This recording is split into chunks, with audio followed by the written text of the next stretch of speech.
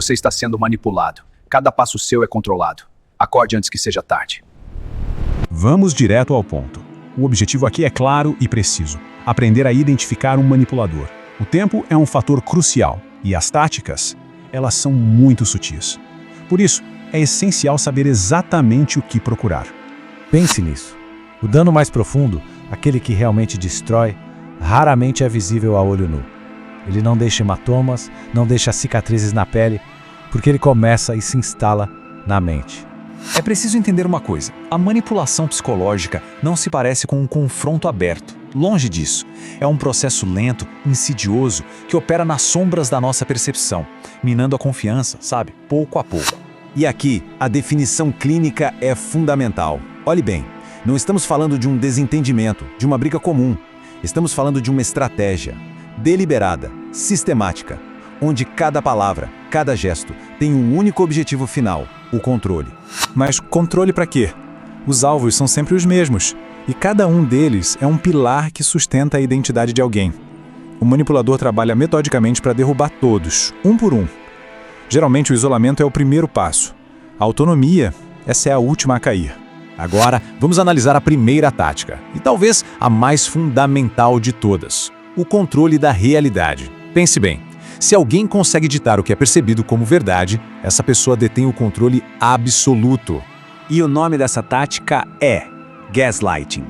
É uma arma silenciosa, projetada com um único e cruel propósito: fazer com que a vítima duvide da própria sanidade. Esse processo se desenrola em 3 fases, e são cruéis. Primeiro, a negação persistente. Eu nunca disse isso. Fatos são negados, mesmo com provas. Segundo, a minimização. Você está exagerando, sendo sensível demais. As reações emocionais são invalidadas, rotuladas como excesso. E por fim, a terceira fase, a reformulação. A memória do que aconteceu é completamente reescrita para se encaixar na narrativa do manipulador. Certo. Agora que entendemos a tática, vamos conectar isso a um perfil muito específico. Acontece que muitos manipuladores exibem traços narcisistas e operam dentro de um padrão que é francamente assustador de tão consistente. E o padrão é um ciclo vicioso.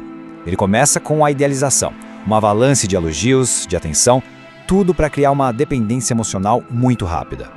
E então, de repente, sem nenhum aviso, vem a desvalorização. Críticas, comparações, sabotagem. É esse contraste brutal que gera uma confusão enorme e um desejo quase desesperado de voltar àquela primeira fase. E é aí que o controle se consolida. Mas em público, o manipulador veste uma máscara de puro carisma. Essa performance toda tem um propósito duplo, veja bem. Primeiro, proteger a própria imagem. E segundo, isolar ainda mais a vítima. Porque no fim das contas, quem iria acreditar na verdade por trás de uma fachada tão perfeita? As palavras, elas podem ser controladas.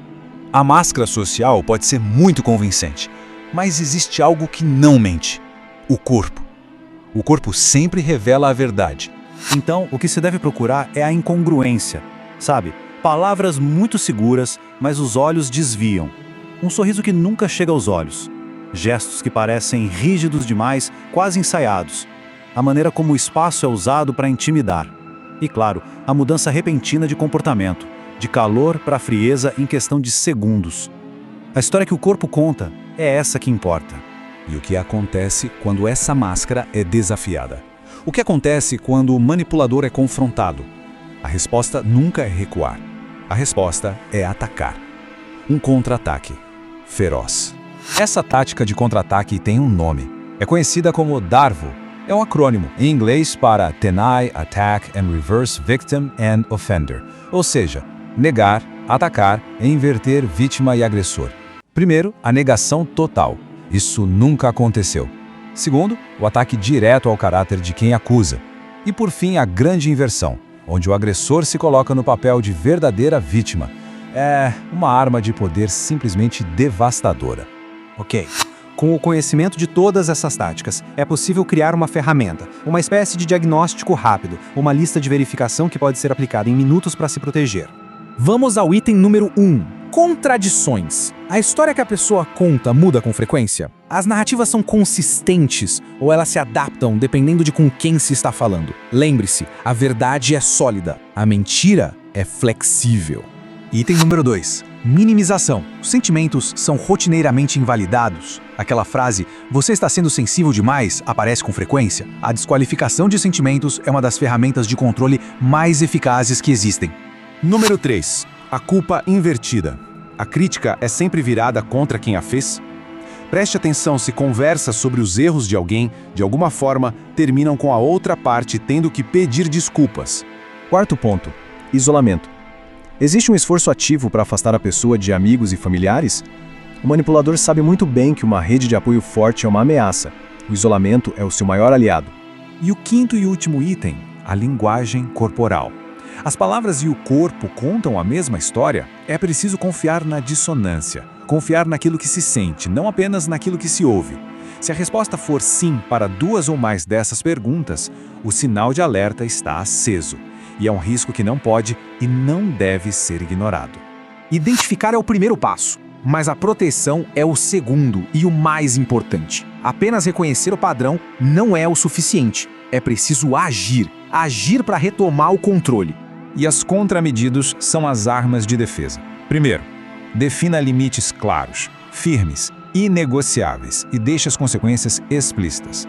Segundo, documente datas, conversas, testemunhas. Um registro escrito elimina a ambiguidade que o manipulador tanto explora. Terceiro, busque apoio, amigos, profissionais. Quebre o isolamento. E por fim, crie distância. Limite as interações. A distância, seja ela física ou digital, é uma barreira de proteção essencial. No fim, proteger a própria autonomia começa com isso, com informação. Entender a tática é o primeiro e o mais crucial passo para neutralizá-la e, finalmente, recuperar a liberdade.